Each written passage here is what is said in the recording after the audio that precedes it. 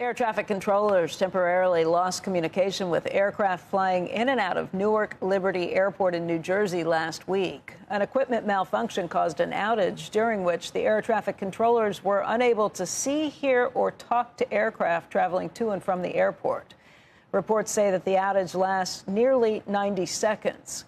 That incident has led to some controllers taking a leave under a federal rule that covers employees who experience traumatic events on the job.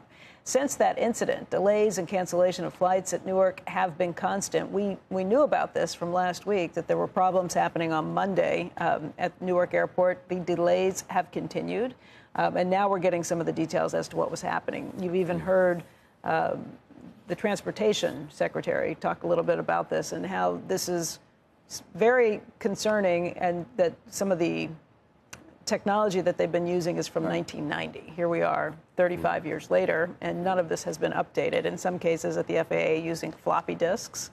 I'd imagine this generation doesn't even know what these things are. But it is setting us up on a lot of levels for some pretty concerning issues. Andrew and I have both been snarled at Newark Airport over the last week. Terrible delays. Yeah, I had 4 or 5 hour delays on Thursday last week, delays yesterday coming in, and you got in very, very late. But what was more concerning to me is not the delays, but the concern. Tom Costello from NBC Safety piece. had someone tell him that you should avoid Newark at all costs, that it's not safe with some of the issues coming in and out. So trying to find out to make sure that we are getting our arms around this, trying to do this quickly. It's the lead editorial in the Wall Street Journal today. And they just talk about how some of these issues, the upgrades of the system, are taking decades to try and get things up and running. It's a problem we've known about for a long time, but seems to be hitting the forefront, and could be in for a very long summer of delays and concerns about the safety there, too.